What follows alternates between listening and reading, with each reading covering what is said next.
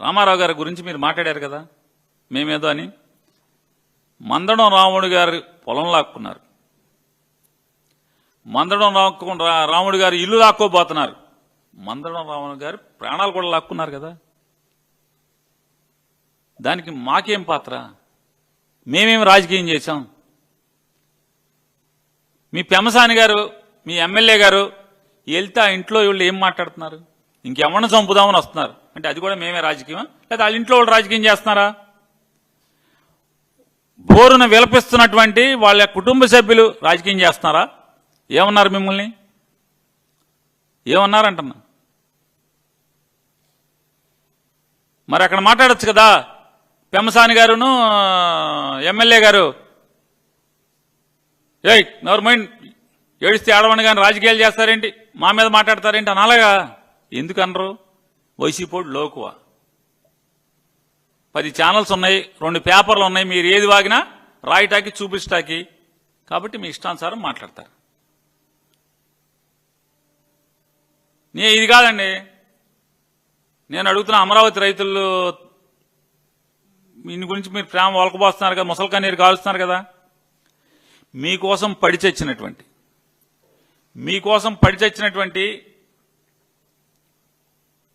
మీకోసం మోకాళ్ళు అరిగిపోయేలాగా తిరిగినటువంటి పెద్ద మనిషి కదా నేలపాటి రామారావు గారిని ఎంత అవమానం చేశారు. వాళ్ళ కష్టంతో వచ్చినటువంటి మీ ప్రభుత్వంలో మీరు కులుకుతూ అమెరికా వెళ్ళి బాగా డబ్బు పోగేసుకుని నారా చంద్రబాబు నాయుడు గారికి 200 కోట్లు లంచం కొట్టి మంత్రి పదవి తీసుకుని వాళ్ళని మీరెవరి కారణంగా అయితే మీరు వాళ్ళ అధికారంలో ఉన్నారో వాళ్ళని అమరావతి రైతుల్ని అమరావతి రైతు అనేటువంటి రామారావు గారిని పోలీస్ అతన్ని పిలిచి ఈడ్చుకెళ్ళమని చెప్పారా లేదా అని అడుగుతున్నా. ఇవన్నీ మీకు పాపం పండే రోజులు కాదా అని అడుగుతున్నాను.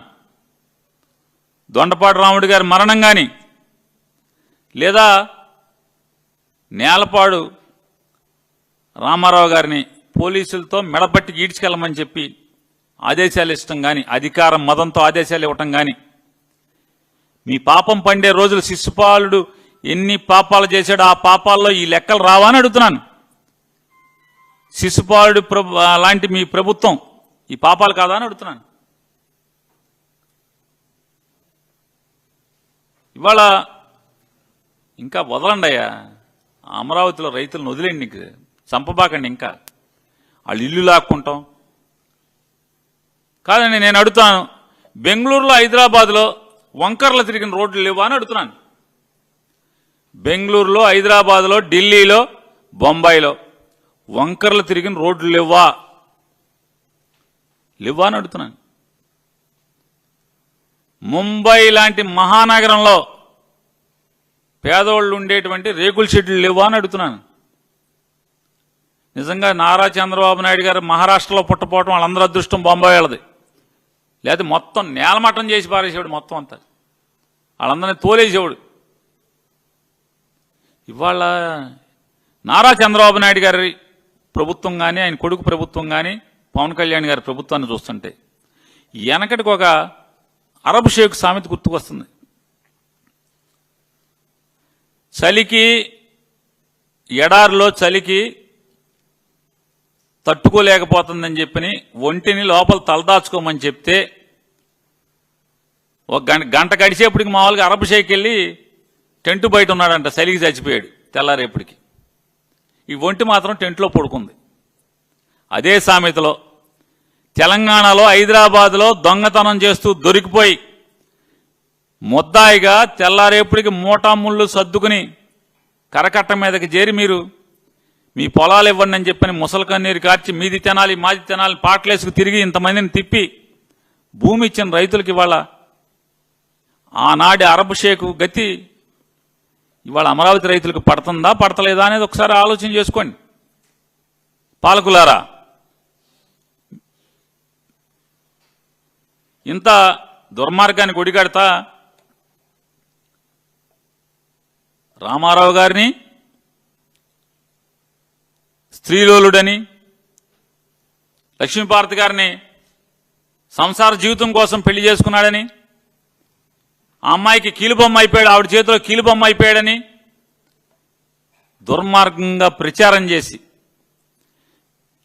ఆవిడ మీ సవతి తల్లి అవుతుందేమో కుటుంబ సభ్యులందరినీ కూడా గిల్లి ఊరూరు హరికృష్ణ గారిని ప్రచారం చేయించి, మా నాన్న చెడిపోయాడు, మా నాన్న పెళ్లి చేసుకున్నాడు, లేకపోతే మా నాన్న అదే ఈ వయసులో పెళ్లి ఏంటని ఇట్లా కార్యకర్తలకు అన్యాయం జరుగుతుందని చెప్పని తిప్పి అంటే రామారావు గారి మీద విష ప్రచారం చేసి రామారావు గారిని అంటే రామారావు గారిని పడేస్తే మీ అందరూ చొక్కాలు చింపి కీలు కాలు తీస్తారు ప్రజలని చెప్పని ముందు రామారావు గారిని దుర్మార్గుడిగా చిత్రీకరించి, లేకపోతే బలహీనుడిగా చిత్రీకరించి, స్త్రీలోలుడిగా చిత్రీకరించి రామారావు గారిని పడేసినట్టే. జగన్మోహన్ రెడ్డి గారిని కూడా ఇవాళ గత 5 ఏళ్లు చెల్లిని చంద్రబాబు నాయుడు గారు మీకు మీ బ్యాచ్కి గత 5 ఏళ్లు చెల్లిని జగన్మోహన్ రెడ్డి గారిని కూడా ఒక దుర్మార్గుడిగా, ఒక రాక్షసుడిగా మీ ఇష్టం వచ్చినట్టు మాట్లాడి చిత్రీకరించి, కానీ రామారావు గారు అంత అమాయకుడు మాత్రం జగన్మోహన్ రెడ్డి గారు కాదనేది గుర్తుపెట్టుకోండి. మీకున్న సహజ లక్షణం నైజం, మీకు గిట్టని వారిని మానసికంగా చంపేసి బురదేసి మీకున్నటువంటి ప్రచార మాధ్యాల ద్వారా చెడుగా చిత్రీకరించి వాళ్ళని వాడుకుని వదిలేయటం అనేది, లేకపోతే తోసేయటం అనేది, అవతలను దుర్మార్గులుగా చిత్రీకరించడం అనేది మీకు వెనతో పెట్టిన విజయ. కాబట్టి జగన్మోహన్ రెడ్డి గారి గురించి రౌడీ అని రకరకాలుగా మాట్లాడతారు. అసలు రౌడీజం చేస్తున్నది ఎవరు ఈ రాష్ట్రంలో? మీరు కాదా? ఈ రాష్ట్రాన్ని సర్వనాశనం చేస్తూ పోలీస్ వ్యవస్థని కాకి బట్ట అంటే విలువ లేకుండా చేస్తున్నది ఎవరు? కాకి కరుకంతా కూడా పోయి వాళ్ళ బతుకు జీవుడాన్ని పోలీసులు ఉద్యోగం చేస్తున్నది, వాళ్ళకి ఆ కర్మ పట్టింది పోలీసులకి. మీ వల్ల కాదా అని అడుగుతున్నాను. మీరు 20 మాసాలు ఏలుబడి వల్ల కాదా?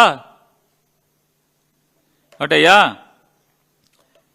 ముందు మీ అండదండలతో రౌడీజం చేస్తున్నోళ్ళు, ఆస్తులు కబ్జా చేస్తున్నోళ్ళు, కిరాతకాలు చేస్తున్నోళ్ళు, రేపులు చేస్తున్నోళ్ళు, మర్డర్లు చేస్తున్నోళ్ళు, మీ వాళ్ళని ముందు అరెస్ట్ చేయి, కంట్రోల్ చేయండి. ఎంత దుర్మార్గం అంటే పాపం ఆడెవడో జనసేన కుర్రోడిని బేడీలేసి ఆయన కాళ్ళంతా చితగ్గొట్టి నడవలేని స్థితిలో రోడ్లంపడి తిరుగుతూ ఆ వైసీపోనాడని చెప్పి ముద్రేస్తారు. అంటే రాజకీయం కోసం ఎవరినైనా బలిపెట్టగలిగేటువంటి నేర్పరి బరి తెగించిన వాడు నారా చంద్రబాబు నాయుడు గారు అనేది మనకి వాళ్ళ అనంతపురం జిల్లాలో జరిగినటువంటి సంఘటన ద్వారా అర్థమవుతుంది కదా రాష్ట్ర ప్రజలకి. వాళ్ళ అమరావతి గురించి, అమరావతిలో చూస్తున్నాం కదా, ఆ వీళ్ళ కోసం కష్టపడినటువంటి సుబ్బారావు గారి అబ్బాయిని పోలీసులతో మెడబెట్టి బయటికి గెంటమని చెప్పని మదంతో మాట్లాడిన మంత్రిని చూసాం మనం. నిజంగా ఆ సుబ్బారావు గారి అబ్బాయి తలుచుకుంటే ఆ ఊరు దాటి మీరు వెళ్తారా? ఆ ఊరు దాటి వెళ్తారా అంటున్నా. రేపు ఓటు అడుగుతాక వెళ్ళగలవా మంత్రి గారు? నడమంత్రపు సిరొస్తే ఇట్లాగుంటది. 200 కోట్లు పెట్టి కొనుక్కుంటే ఇలాగుంటదండి మంత్రి గారు. ఇప్పుడే సబ్స్క్రైబ్ చేయండి, లైక్ చేయండి, షేర్ చేయండి. VTV ప్రైమ్, మీ ఉత్తమాభిరుచుల సమ్మేళనం.